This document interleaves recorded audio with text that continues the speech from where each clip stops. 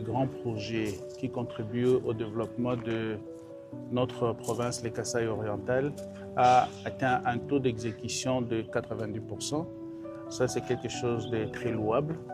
Nous avons eu à faire la visite guidée par le directeur provincial de la RVA, le commandant ici sur place, M.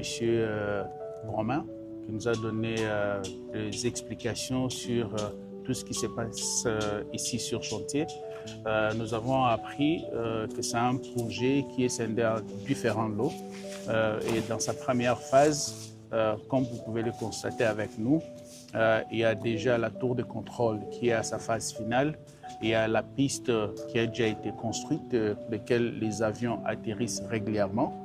Il y a aussi le tarmac qui peut vous prendre jusqu'à 5 avions parqués.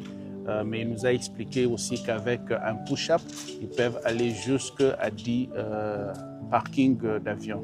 Nous saluons d'abord l'initiative de ces grands projets qui a été initié par le chef de l'État. Vous savez que le Kasaï-Oriental, beaucoup plus précisément la ville de Mbuji-Mayi, se trouve parmi les villes les plus enclavées de notre pays.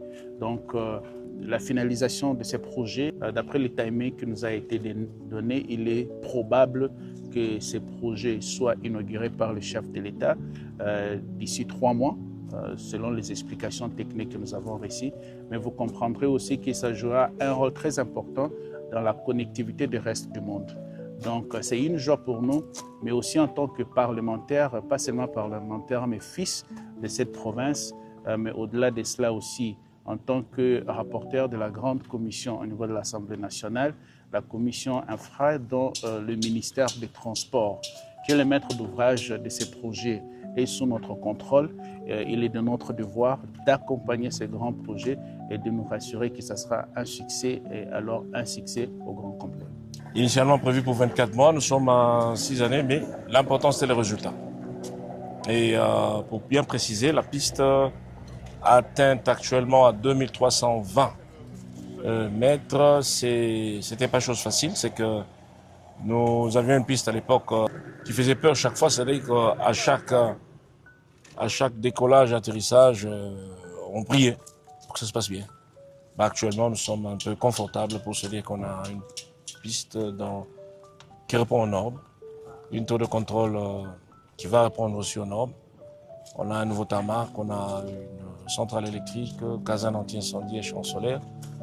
Et le tout dont nous pouvons. Ça a déjà l'impact et il y aura beaucoup plus encore. Pourquoi? Parce que l'objectif visé, c'est, n'est-ce pas, de répondre aux standards internationaux.